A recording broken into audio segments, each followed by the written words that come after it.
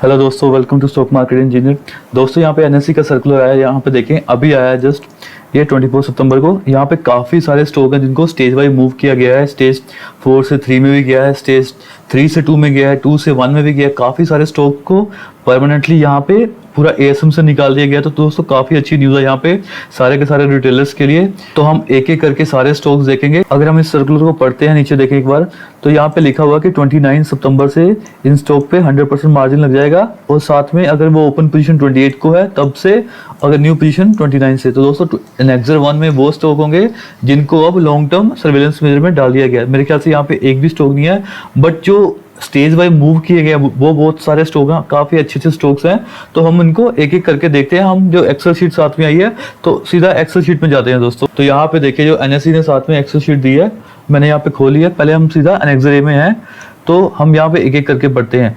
List of security shortlisted in long term ASM framework 1 with effect from 27 अक्टूबर, यानी Monday से। यहाँ पे दोस्तों कोई भी नहीं है जिसको वापस long term ASM framework stage 1 में डाला गया है। उसके बाद यहाँ पे क्या है, list of security shortlisted in long term stage 4। यहाँ पे दोस्तों कोई सिक्योरिटी यहाँ पे नहीं है जिसको डायरेक्टली स्टेज 4 में डाला गया है।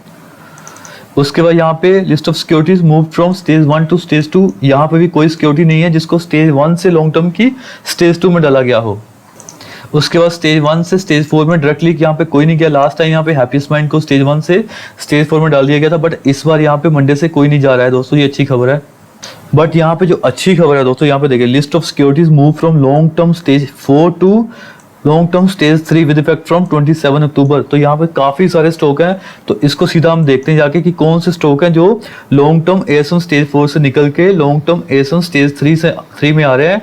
तो लॉन्ग टर्म मतलब स्टेज 4 से निकलना ही दोस्तों मेन होता है, क्योंकि वहाँ पे जो 90 डेज का क्राइटेरिया होता है वो फुलफिल होता है। उसके बाद रोलिंग बेसिस पे यहाँ पे एक एक करके वीकली बेसिस पे इनको स्टेज 3, स्टेज 2, स्टेज 1 में डाल के वापिस पूरा एएसएम फ्रेमवर्क से बाहर निकाला जाता है। तो हम यहाँ पे पहला स्टॉक देखते हैं कि कौन सा स्टॉक है।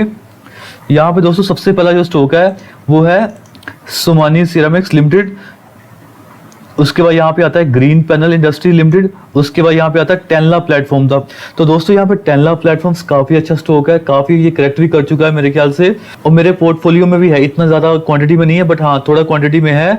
और मैंने रिसेंटली इसको बाय किया था क्योंकि एक बेस बना रहा था पूरा, एग्जैक्टली उसी बेस पे मैंने बाय किया। लास्ट में इसका हम चार्ट भी देखेंगे थोड़ी देर बाद में। बट मैं यहाँ पे बोल रहा हूँ ये काफी अच्छी बात है कि स्टेज 4 से निकल के टेनला अब स्टेज 3 में आ रहा है। तो यहाँ पे अब इसके अप मूव जर्नी स्टार्ट होगी। उसके बाद यहाँ पे हमारे पास है तेजस नेटवर्क। ये भी दोस्तों काफी अच्छा स्टॉक है टेलीकॉम का 5G के लिए। यहाँ पे एक परफेक्ट बेट है आगे 2-3 साल के लिए। तो ये भी अच्छी खबर है कि इसको स्टेज 4 से निकाल के स्टेज 3 में डाला गया है।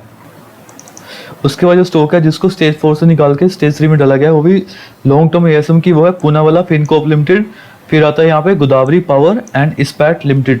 तो दोस्तों ये सारे जो स्टॉक हैं ये क्या होंगे, रोलिंग बेसिस पे 27 से स्टार्ट हो जाएंगे, यानी कि मंडे से। तो पहले मंडे वीक ये स्टेज 3 में चले आएंगे। उसके बाद आई थिंक रोलिंग बेसिस पे मेरी वीकली और 2 वीकली इनको फिर स्टेज 2 फिर स्टेज 1 में धीरे धीरे डाल के वापस एएसएम पूरा लिस्ट से निकाला जाएगा। उसके बाद हमारे पास स्टॉक आते हैं जिनको स्टेज 3 से निकाल के स्टेज 2 में डाला गया, वो भी 27 सितंबर से। तो ये भी अच्छी बात है क्योंकि रोलिंग उनका 90 डेज पहले हो गया था स्टेज 4 का, फिर उनको रोलिंग बेसिस पे स्टेज 3 में डाला गया। अब स्टेज 3 से निकाल के इनको स्टेज 2 में डाला गया है। तो इनके लिए जर्नी अच्छी जर्नी स्टार्ट हुई है कि ये अब पूरा एएसएम फ्रेमवर्क से बाहर आएंगे। तो सबसे पहला जो स्टॉक है यहाँ पे जलन ट्रांसल्यूशन लिमिटेड।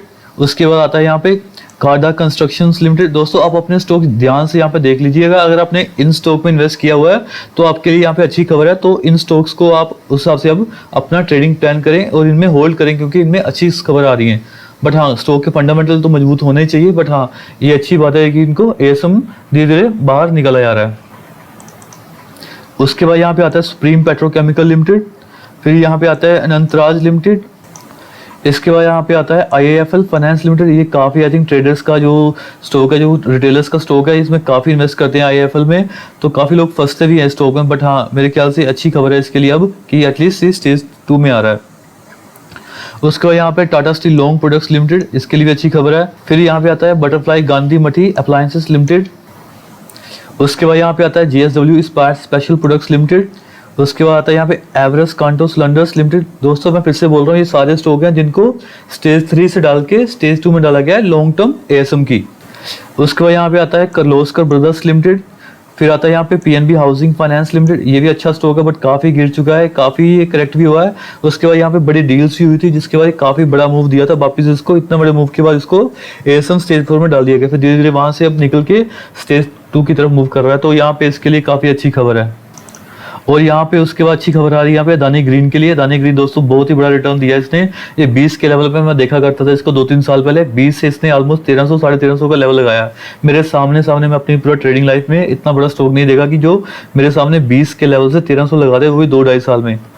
और इसी स्टॉक से मैंने दोस्तों क्रेटा खरीदी थी, मैं आपको यहाँ पे बोल रहा हूँ, ये स्टॉक था जिसके प्रॉफिट से मैंने लास्ट ईयर क्रेटा खरीदी थी, काफी अच्छा इसने प्रॉफिट दिया था। मैंने अपने ट्विटर अकाउंट पे भी डाला था कि इसने जो मेरा प्रॉफिट दिया था वो मैंने शेयर किया था वहाँ पे। उसके बाद यहाँ पे आता है दोस्तों एप्पल इंडिया। एप्पल इंडिया काफी जो फेवरेट स्टॉक है रिटेलर्स का, तो यहाँ पे एप्पल इंडिया के लिए बहुत ही तगड़ी खबर है। यहाँ पे ऑलरेडी काफी बढ़ गया है, ऑलमोस्ट यहाँ पे 3500 के नीचे आया था यहाँ पे एक बार, तो वहां से वापस बेस बना के ये 5000 के लेवल के ऊपर निकला और अब इसके लिए बहुत अच्छी खबरें आ रही है। तो ये मेरे ख्याल से इसके लिए काफी पॉजिटिव साइन है, स्टॉक यहाँ से अप मूव में ही जाना चाहिए। फिर यहाँ पे आता है आशापुरा माइन केमिकल लिमिटेड। उसके बाद आता है दोस्तों बोरोसिल रिन्यूअल्स लिमिटेड, ये भी काफी बड़ा है अभी, ये काफी अच्छा स्टॉक है, तो इसके लिए भी यहाँ पे अच्छी खबर है। फिर आता है यहाँ पे हिंदुस्तान फूड्स, इसके लिए बहुत अच्छी खबर है। मनाली पेट्रो, ये भी बहुत ही तगड़ा स्टॉक है दोस्तों पेट्रोकेमिकल्स का, तो यहाँ पे भी जो होल्डर्स हैं, यहाँ पे शेयर होल्डर्स हैं, उनको यहाँ पे ध्यान रखना है कि अब ये निकालने का टाइम नहीं है, अब इसको होल्ड करने का टाइम है। उसके बाद यहाँ पे आता है न्यूलैंड लेबोरेटरीज, तो इसके लिए बहुत ही तगड़ी, ऑलरेडी इसने मूव देना स्टार्ट कर दिया, अब स्टेज 3 से स्टेज 2 में भी आ गया, तो दोस्तों और इसके लिए अच्छी खबर है। फिर आता है यहाँ पे यारी डिजिटल इंटीग्रेटेड सर्विसेज लिमिटेड, और लास्ट में यहाँ पे है इंडोरामा सिंथेटिक्स लिमिटेड। तो दोस्तों ये सारे वही स्टॉक हैं जो स्टेज 3 से स्टेज 2 में मूव हुए हैं, तो आप अपने स्टॉक यहाँ पे ध्यान से देख लीजिएगा। अब इनको होल्ड करने का टाइम है, बट हाँ आपको फंडामेंटल साथ में देखने हैं, क्योंकि अब ये मेरे ख्याल से काफी करेक्ट कर चुके हैं और इनमें अब वेट करने का टाइम है, यहाँ पे निकलने का टाइम नहीं है दोस्तों। उसके बाद यहाँ पे लिस्ट में स्टॉक है जो लॉन्ग टर्म ASM 2 से निकल के लॉन्ग टर्म ASM 1 से आ गए हैं, वो भी मंडे से आ जाएंगे। तो यहाँ पे जो सबसे पहला स्टॉक है वो देखते हैं यहाँ पे कौन सा है। सबसे पहला जो स्टॉक है यहाँ पे वो है सिल्वर टच टेक्नोलॉजीज लिमिटेड, उसके बाद यहाँ पे ब्रूक्स लेबोरेटरी, फिर लास्ट में यहाँ पे आता है जैन इरिगेशन। दोस्तों जैन इरिगेशन काफी फेमस स्टॉक हुआ करता था, उसके बाद काफी ये नीचे गिरा था, अब इसको क्या हुआ स्टेज 4 में पहले डाला था, अब ये स्टेज 2 से निकल के स्टेज 1 में आ गया। तो स्टेज 1 से निकलने का रास्ता बहुत ही साफ हो जाता है, क्योंकि स्टेज 1 से अब इजिली यहाँ पे पूरा ASM फ्रेमवर्क से ही निकल जाएगा। तो ये तीनों स्टॉक के लिए भी अच्छी खबर है जो स्टेज 2 से स्टेज 1 में आ रहे हैं। दोस्तों यहाँ पे जो अच्छे स्टॉक मुझे दिख रहे हैं, जो फेमस स्टॉक है यहाँ पे, उनका जल्दी से 30-30 सेकंड में चार्ट देखूंगा, चार्ट पे आपको बताऊंगा कि क्या इंडिकेशन है और यहाँ पे कौन से लेवल आपको ध्यान रखना है। तो सबसे पहले दोस्तों टेल्ना देखेंगे, उसके बाद तेजस देखेंगे, दोनों स्टॉक दोस्तों स्टेज 4 से स्टेज 3 में आए हैं। उसके बाद हम देखेंगे दोस्तों स्टेज 3 से स्टेज 2 के कुछ स्टॉक्स का चार्ट देख लेते हैं फटाफट। तो सबसे पहले दोस्तों एप्पल इंडिया जो सबका डिमांड रहता है, अदानी ग्रीन का चार्ट तो क्लियर है दोस्तों, यहाँ पे चार्ट में देखने की जरूरत नहीं है, अभी इसको होल्ड ही रखना है। उसके बाद बोरोसिल रिन्यूअल का भी मैं चार्ट देख सकता हूँ आधे मिनट के लिए। तो लास्ट में यहाँ पे न्यूलैंड लेबोरेटरीज का देखेंगे। दोस्तों भी टेल्ला का चार्ट खोला हुआ है, यहाँ पे मैंने डेली चार्ट खोला है। तो ये मैंने आपको बताया कि स्टेज 4 से निकल के स्टेज 3 में है। यहाँ पे इसका सपोर्ट देखे दोस्तों, अच्छा खासा इसने ट्रेंड लाइन पे सपोर्ट बनाया हुआ है, तो यहाँ पे परफेक्ट एक बाय बनता था। अब ये वापस यहाँ से जर्नी स्टार्ट करना चाहिए और 1000 की तरफ एटलीस्ट मूव करना चाहिए। तो यहाँ पे बहुत ही तगड़ा यहाँ पे रिस्क रिवॉर्ड बन रहा है, तो आपको यहाँ पे बाय करना, आपको मंडे मौका मिले तो तब भी आपको बाय करना है, क्योंकि अब ये इसका जो स्टेज 4 का फंडा था, जो लॉन्ग टर्म वहां पे रहने का था, 5% का जो सर्किट बैठ जाता बंदा, तो वहां से निकल गया है। अब ये बहुत ही तगड़ा यहाँ पे मूव देने को तैयार हो जाएगा। इसका वॉल्यूम देखे, वॉल्यूम तो एक्टिविटी खत्म हो जाती है, आपको पता है कि अगर स्टेज 4 में आ जाता है तो वहां पे वॉल्यूम की एक्टिविटी खत्म हो जाती है, बट मेरे ख्याल से यहाँ पे परफेक्ट एक ट्रेंड लाइन सपोर्ट पे बैठा हुआ है, तो यहाँ पे आपको भी बाय करना चाहिए। और अब इसमें एटलीस्ट 2-3 महीना वेट करें, तो यहाँ पे आपको अच्छा खासा 25 से 30% का गेन हो सकता है। नीचे मुझे डाउन साइड बहुत ही कम लग रही है यहाँ पे दोस्तों, 700 750 यहाँ पे बिल्कुल ही मुझे डाउटफुल है कि आएगा, बट हाँ मैं वो ये बोल सकता हूँ कि 1000-1150 वहाँ पे बहुत जल्दी आने के चांसेस हैं। यहाँ पे देखिए वीकली चार्ट पे सारी पिक्चर क्लियर हो जाती है। यहाँ पे कोई दोस्तों रीजन नहीं है कि यहाँ पे इसको क्यों ना बाय किया जाए। तो मेरे ख्याल से अगर आपको मौका मिले तो मंडे यहाँ पे बाय करें और इसको 2-3 महीने के लिए होल्ड करें, तो आपको अच्छा गेन यहाँ पे होना चाहिए। उसके बाद यहाँ पे दोस्तों तेजस नेटवर्क, तेजस का मूव बहुत ही खतरनाक है, 5G का प्ले था। 5G की खबर आने के बाद दोस्तों यहाँ पे बहुत तगड़ा मूव हुआ। यहाँ पे देखिए 200 से 150 से सीधा इसने 450 लगा दिया था, वापस वहाँ पे करेक्ट हुआ स्टेज 4 में जाने के बाद। तो अब वापस इसमें स्टेज 4 से स्टेज 3 आ रहा है, तो यहाँ पे भी एक अच्छा मौका है।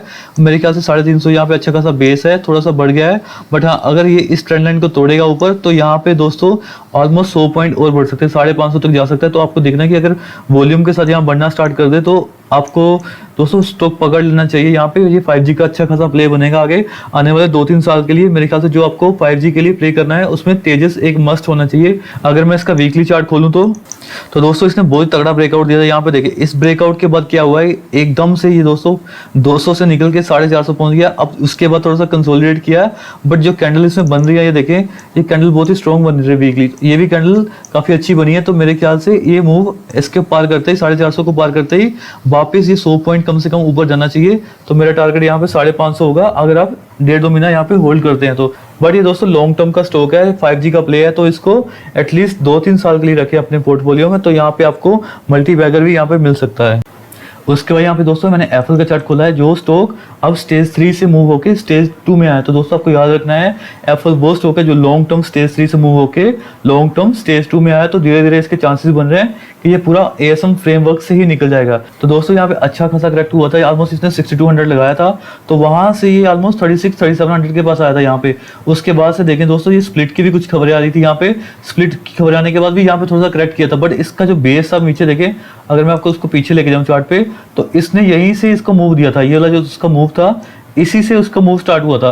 तो सिमिलर इसने यही इसका बेस बनाया और वापस इसने अपना अपवर्ड जर्नी स्टार्ट किया। तो अब इसका जो रेजिस्टेंस है, सेम रेजिस्टेंस दोस्तों जो 57-5800 के पास है, वहां से क्लोज करेगा तो फिर इतने पॉइंट का मूव फिर से बनेगा। तो ऑलमोस्ट दोस्तों 2200 पॉइंट का मूव है अगर ये 6000 के ऊपर वीकली क्लोज देता है। तो मेरा टारगेट यहाँ पे दोस्तों 8200 होगा अगर हम इसको आगे आने वाले 4 से 6 महीने में होल्ड करते हैं। अगर साथ में इसको अगर रिजल्ट इसको सपोर्ट करते हैं कि इस बार के क्वार्टर के रिजल्ट अच्छे आए, तो यहाँ पे बहुत तगड़ा मूव होगा अगर इसने 6000 के ऊपर वीकली क्लोज दिया तो जहाँ पे जो शेयर होल्डर हैं जो ऑलरेडी एप्पल में लेके बैठे हैं, वो वहाँ पे पूरा होल्ड करें। अभी यहाँ पे बड़ी अपसाइड बाकी है, तो इसको अपने पोर्टफोलियो में अभी रहने दें। अभी मैंने स्टॉक खोला दोस्तों बोरोसिल रिन्यूअल। यहाँ पे ये भी वही स्टॉक है जो स्टेज 3 से मूव होके स्टेज 2 में आया। दोस्तों आपको याद रखना है कि आपका स्टॉक कौन सी लॉन्ग टर्म ASM स्टेज में है। तो यहाँ पे हमने वीकली चार्ट खोला हुआ है। इसको अगर देखें, ज्यादा लंबा चार्ट नहीं है इसका, ये लास्ट आई थिंक 2.5-3 साल का चार्ट है यहाँ पे।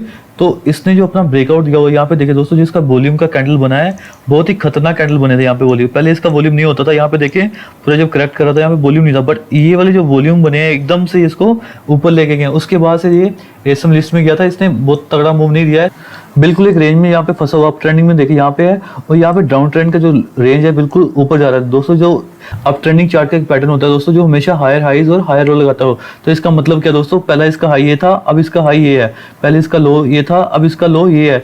तो इसका जो लो है ऊपर जाता जा रहा है। अब ये मेरे ख्याल से बेस पे ही बैठा है, तो यहाँ पे 300 पे भी अच्छा बाय है, और वापस इसको 350 जाने में दोस्तों बहुत ही कम टाइम लगता है। मुझे लगता है कि ये खबर इसके लिए अच्छी है, तो 350 ये इमीडिएट जाना चाहिए। 350 के ऊपर ही इसका जो नया ब्रेकआउट आएगा तो ऑलमोस्ट वो 100 पॉइंट की रेंज बनती है यहाँ, तो वो जो इसको 450 तक लेके जा सकती है। दोस्तों उसके बाद यहाँ पे मैंने न्यूलैंड का चार्ट खोला है। ये भी वही स्टॉक है जो स्टेज 3 से मूव होके स्टेज 2 में आया। तो यहाँ पे आपको याद रखना है, तो यहाँ पे देखो बिल्कुल परफेक्ट लेवल पे बैठा है दोस्तों। ये वीकली यहाँ पे जो ब्रेकआउट आया था, ये पूरा यहाँ पे बहुत तगड़ा ब्रेकआउट था। लास्ट इसका हाई ये था ऑलमोस्ट 1500 के पास, उसको इसने बहुत तगड़े से यहाँ पे पार किया था विद ये वाला जो वॉल्यूम बने थे इतने सारे। तो वहां से कितना पूरा 1500 से लेके ऑलमोस्ट 2700-2800 चला गया था। तो उसके बाद काफी करेक्ट हुआ ASM जाने के बाद। तो यहाँ पे देखें अब अच्छा खासा यहाँ पे पूरा वीकली ब्रेकआउट रीटेस्ट पे बैठा है, तो बिल्कुल परफेक्ट लेवल है यहाँ पे 1500 के पास बाय करने का। तो वापस इसको मेरे ख्याल से अपवर्ड जर्नी जाना चाहिए। इसका रिजल्ट देखने वाला होगा कि इस बार का रिजल्ट अगर अच्छा आता है तो मेरे ख्याल से वापस अपने पुराने हाई को टेस्ट कर सकता है दोस्तों। तो यहाँ पे मेरे ख्याल से नीचे के लेवल बिल्कुल बहुत कम आ रहे हैं, ऊपर के लेवल पूरा घर खुला हुआ है, नीचे का पूरा बेस यहाँ पे बनता है। मैंने नोटिस किया कि जब एक बार स्टॉक पूरा वीकली यहाँ पे ब्रेकआउट करता है अच्छे वॉल्यूम के साथ, तो कभी ना कभी ऐसा आता है कि वो रीटेस्ट करने आता है। तो यहाँ पे सिमिलर रीटेस्ट हो रहा है, यहाँ पे एक मेरे ख्याल से बड़ी तगड़ी बाइंग अपॉर्चुनिटी भी है हमारे लिए। तो दोस्तों अगर आपके पास यहाँ पे कुछ पैसा है तो यहाँ पे आप बाय कर सकते हैं इसको आगे आने वाले 2-3 महीने के लिए। तो मेरे ख्याल से ये 2500 और 2700 के लेवल हमें वापस दिखाएगा, बट उसके लिए थोड़ा सा लंबा होल्ड करना पड़ेगा। बट हाँ, इमीडिएट गेन के लिए 2-3 महीने के लिए यहाँ पे 2000 के लेवल आ सकते हैं हमें। तो दोस्तों ये था मेरा पूरा एनालिसिस जो ASM लिस्ट में आज अपडेट हुआ है। इसके बाद दोस्तों मैं जो नया वीडियो बनाऊंगा उसमें है कि जो स्टॉक्स पूरे ASM लिस्ट से बाहर निकल गए हैं वो मैं इसके बाद बनाऊंगा, क्योंकि एक वीडियो पूरा बहुत लंबा हो जाता है। साथ में जो मुझे कुछ स्टॉक जो फेमस स्टॉक है उनका मैंने एनालिसिस भी किया है। अगर आपको ये वीडियो अच्छा लगा तो प्लीज लाइक और शेयर करें और मेरे चैनल को सब्सक्राइब कर लें। Thank you.